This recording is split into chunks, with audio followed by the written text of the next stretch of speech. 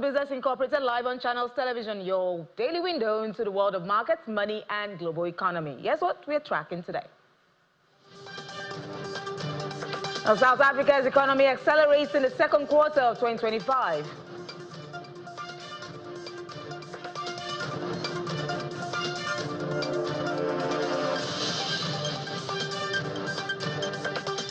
Ethiopia inaugurates Africa's biggest dam.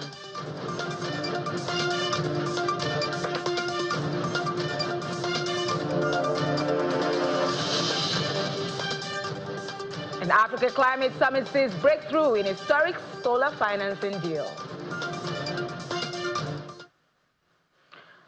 Great to have you for this half-hour show. I'm Will Ibang. First, let's check in on the commodities market to begin with global oil prices, which rose on Tuesday after OPEC Plus announced a smaller than expected October output hike and renewed sanction threats against Russia stoked supply concerns. You see, Brent crude gained 0.7% to $66.48 per barrel. We see WTI climbing also by a similar margin, 0.77% to close at $62.74 a barrel. And now we're seeing traders also eyeing next week's Fed meeting, with markets pricing in a likely rate cut that could boost demand. Let's check in on metals market now. Gold prices, you see, touched a new high today, lifted by a weaker dollar and falling bond yields as traders bet on a U.S. Federal Reserve rate cut this month. Now, spot gold, we see it rising up 0.4%. That's right there on the screen, to $3,651.38 per ounce.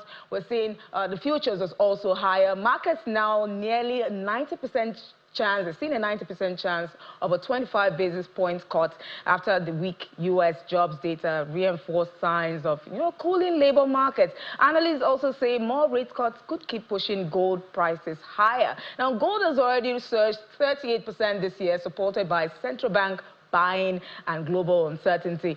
Silver, we see it's also up. Platinum, palladium, all up in today's trading. Now, see, other commodities we're tracking now in Nigeria.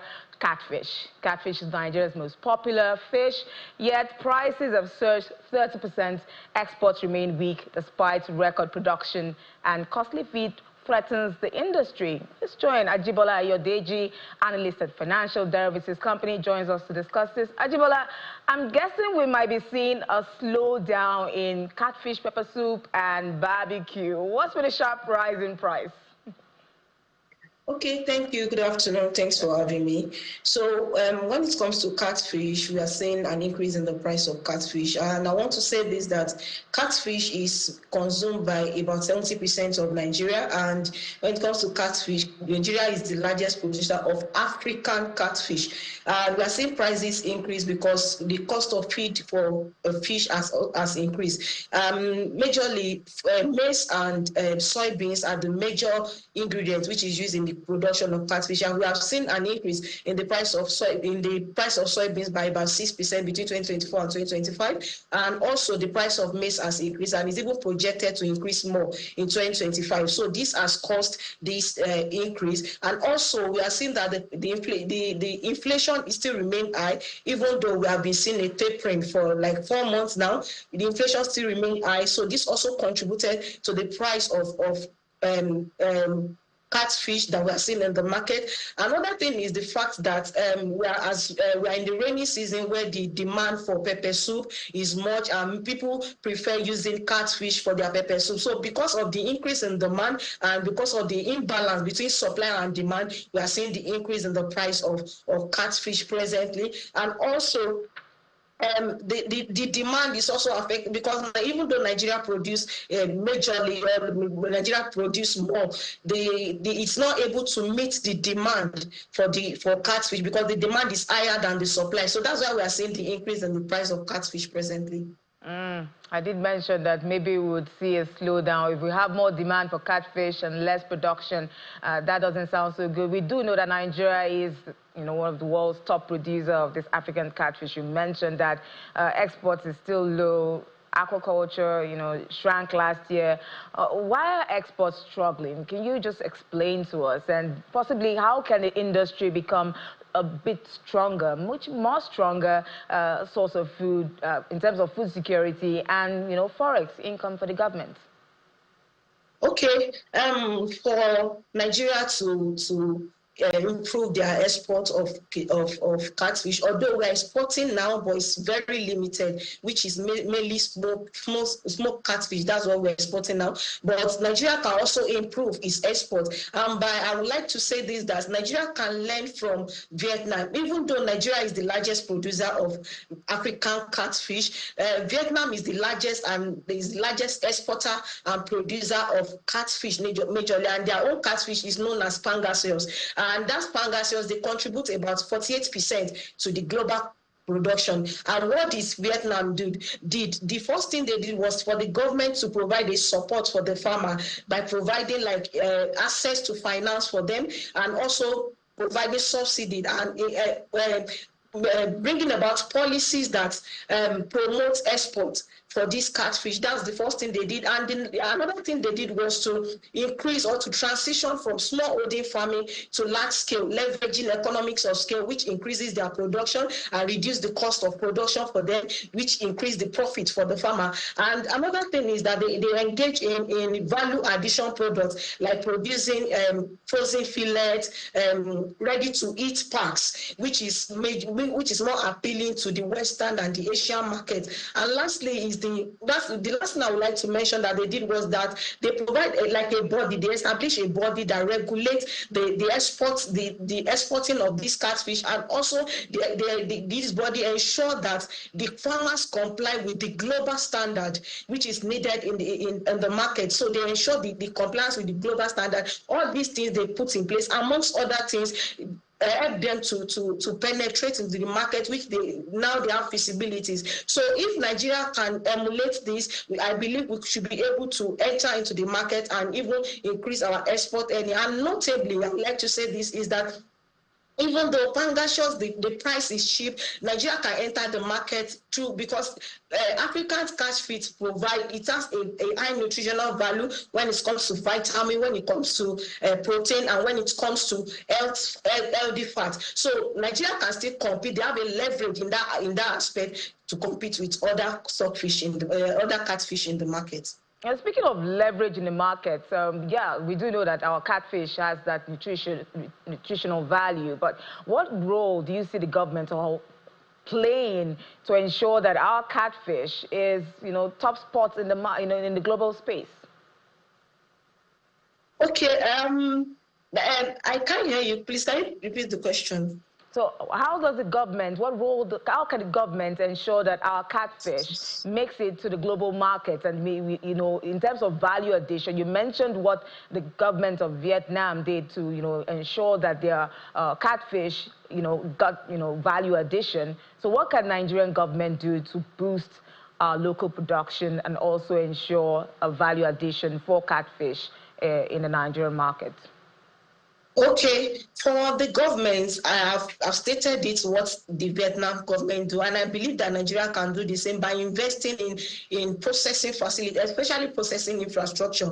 Nigeria needs that one because, according to a report, catfish when it is harvested or when it's taken out of the pond, it cannot stay more than 2 weeks. So there is need to invest in processing infrastructures that will enable them to package it and to be able to transport it to other countries. And the process of freight also takes long. So before they can do the packaging and transport it to other countries, it takes long. So if these things can be reduced, if policies can be put in place in order to encourage farmers to export more and to reduce, if they reduce this time that is used, it will also help. And also government should provide access to finance for farmers so that we can transition from small holding farming of fish to large scale, and believe this will also help the farmer, and it will also help in improving the foreign exchange earning when it comes to catfish.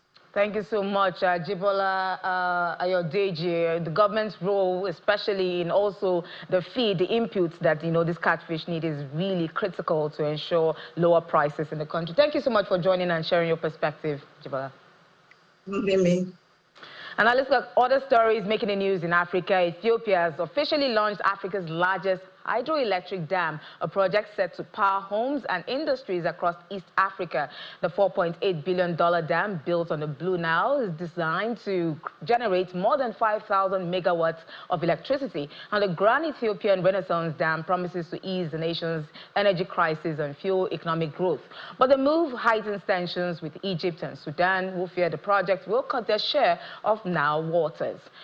I'm still talking about energy. A major breakthrough at the Africa Climate Summit in Addis Ababa. United Capital Infrastructure Fund and Hux Power have sealed Africa's biggest ever local currency debt deal in the solar mini-grid industry. And the $6.4 million financing comes with a unique revolving feature allowing us to access the funds twice within the 10-year loan period. It marks the first time such an innovative financing model is being deployed in Africa's clean energy space. Energy experts say this deal could transform electricity access in Nigeria, in Africa, where 90 million people still live without power, and help speed up the spread of renewable energy across Africa. Now let's look at South Africa. We see the economy expanded by 0.8% in the second quarter of 2025, faster than the 0.5% economists had expected. It marks the country's strongest quarterly growth since mid-2023.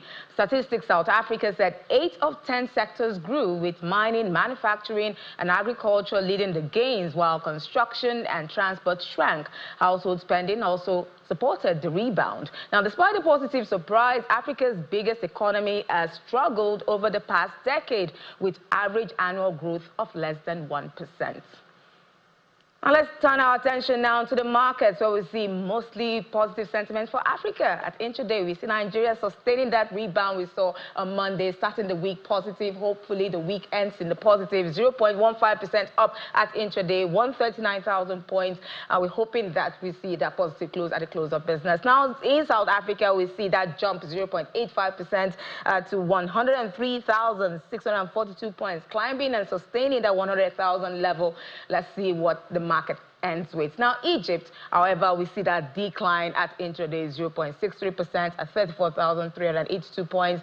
Meanwhile, Kenya closed their trading on Monday in negative territory. That's about the first negative I've observed. It has been rising for some time now. 176.82 points for the markets. Now, let's look at what's happening on the floor of the NGX, that's Nigerian stock markets, and we're joined by Abdurrashid Momo, equity trader, TLW Stockbrokers. Good afternoon, Abdurrashid. It's good to have you on the show. Good afternoon. How are you? I'm very well. Abdurrashid, I know you are not a big believer of the rally we saw in the market in the month of July. We saw some parts in the month of August. But looking at the current market situation, would you say we are out of the woods yet, or were we too quick? Well, I would say I'm not hearing you too well. I think you are asking about the market, what market is doing now. What I can say, the market, most of the indexes are on green now.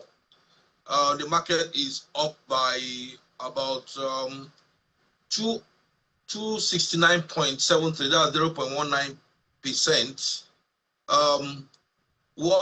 What we're enjoying so far is, the market has been on a downtrend for over a week plus, and we are beginning to see a form of recovery.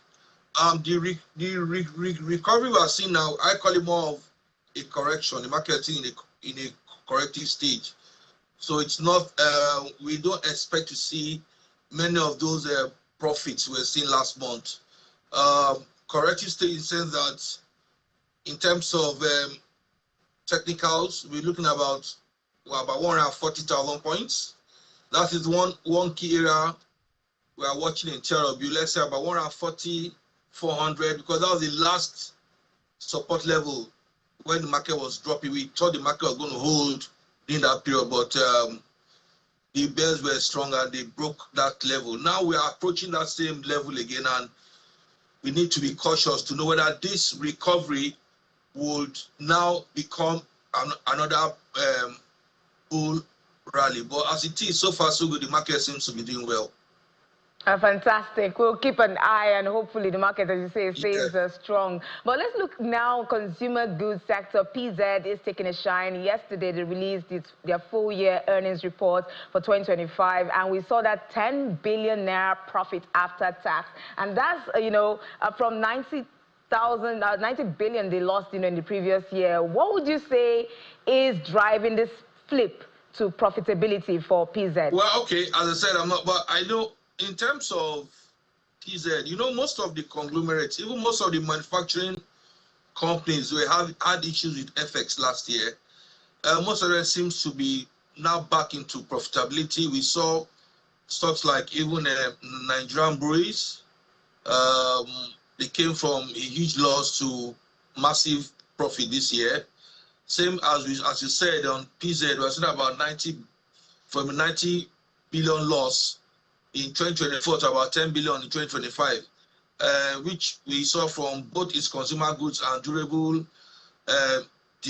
divisions, you understand, under this tough economy. But one thing, and with this current, what we are seeing now, we are seeing at least an earnings of about 2 naira 32 kobo versus last year's loss about 20.83.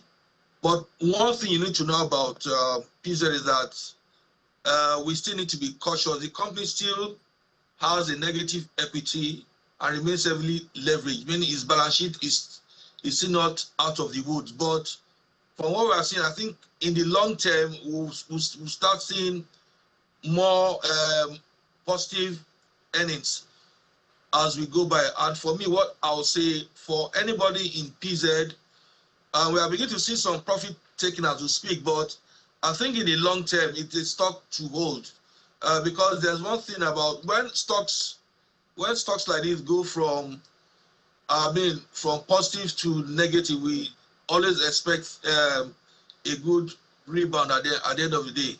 And I still see, from a technical point of view, I see PZ eating about 50 to about 60 naira in the long term. Because if you compare alongside with Cadbury shares and the rest, all those stocks have almost recovered what they lost in 2013 and 2014. So PZ, with what we are saying, it's a long-term stock to hold. As we say, we have different types of investors. The one that bought around 32 naira, got about 31 naira last week, and by now people sold about 35. So there's already a spread. But for long-term players, it's a win-win. Definitely a stock to look out for. But what's your projection for the markets in the near term? Like, do we see, first of all, what will we close with at today, positive or negative, and how do you see the market performing in the short term? The year is fast approaching its end. The market is still interesting. Well, as I said, your audio is not too clear, but from what I'm seeing now, I'm waiting for 140,000 points to be broken. If market breaks that level, then we are in for another bull rally. And mind you,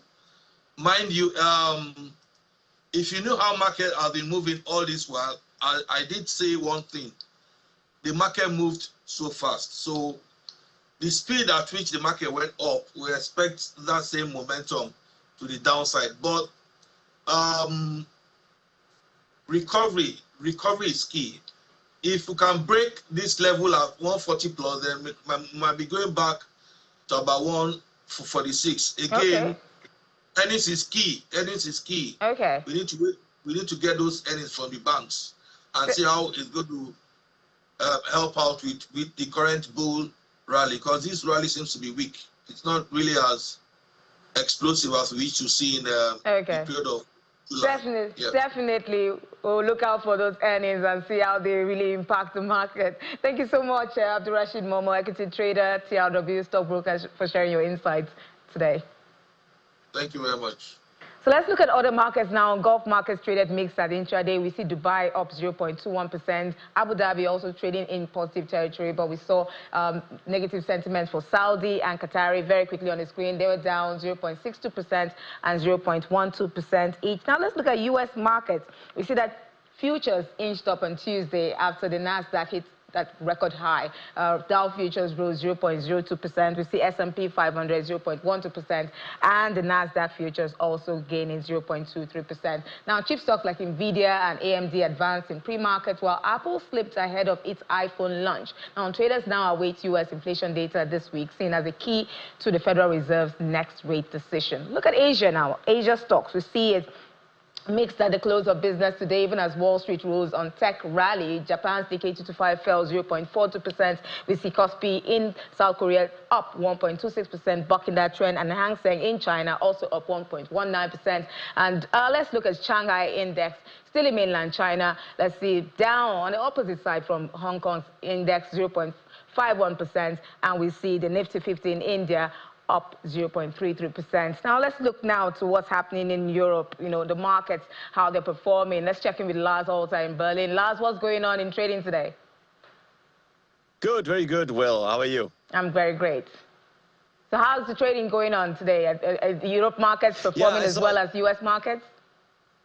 Yeah, you got some pretty mixed markets here around the world. I want to add some red to this. We're seeing the DAX down by about 1/3% right now. But, that's actually understandable considering some political trouble we're experiencing as of today and yesterday, specifically in France, where the prime minister is out. There's no stable government. There's a lot of debt. And at some point, I think we should look a little more into that. Now, the market is apparently not too worried about it, but it does play a factor, especially when you look at what people are talking about here in Frankfurt too. Generally, however, the index here, the DAX in Frankfurt, is still moving sideways. Very interesting. Of the last 26 trading days, 13 ended with gains and 13 ended with losses. So that illustrates quite well how the market can't really find a direction right now.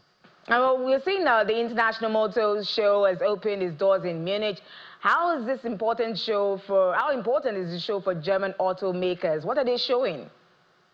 Yeah, they are, of course, showing the latest models, Will, but more importantly, they're showing models that lead. So the companies have long struggled with switching to electric mobility. For too long, they've held on to combustion engine cars. And even though they now have had battery-driven models out for years, they haven't been doing all that well. All that is about to change. That's at least what the companies are saying. Well, only time will tell, but at least one thing we know for sure: they have really gone all in now, building up cars on entirely new platforms, really rethinking models and even strategy. Let's look at some examples. BMW is showing the iX3, and it's their first model of what they are calling the new class series, which is an entirely electrified series. Same over at Mercedes, where the e-SUV GLC has been constructed from the ground up. Really, both companies have apparently learned from their previous mistakes, which was, of course, to take combustion type cars and simply switch out the engine. That wasn't really working well with customers. Now, there's a lot of optimism today in Munich. Of course, the automakers also know that this is a make or break moment, that if they can't make a big splash now, it would be the end of Germany's dominance, likely, in the global car market. Also, with China being a strong contender here, what's at risk for the Germany's economy, considering the importance of the auto sector to the country? Yeah, well, one could say this is not only really a make or break moment for the industry, but for much of the German economy. The auto sector is, of course, crucial for the economy here. 1.2 million jobs are directly tied to making cars, and experts are estimating that currently around 200,000 jobs are threatened by how weak the companies have been doing, now including factors beyond the company's control. That, of course, could be subsidies in Beijing or tariffs in Washington. The consultant firm McKinsey says that over the next 10 years, Germany could lose around 1/3 of its value chain in the car industry, some 440 billion euros, if the companies do not manage a turnaround, if they don't manage to find a way back towards being seen as technology and design leaders. So the stakes are high, Will, but there is indeed reason to be optimistic, I would say. The new models do have better software, improved range, faster charging. So there is reason to believe in the German car makers, although, of course, we won't see any hard numbers until maybe a year from now. Thank you. Thank you so much, Lars, for sharing that with us. We look forward to seeing, the models being displayed at that, show there, the auto car show in Munich going on there. Thank you so much, Lars Alta, for your time today. And that's how we end the show for today. We'll see you tomorrow for another edition. I'm Will Ibong. Thank you for watching.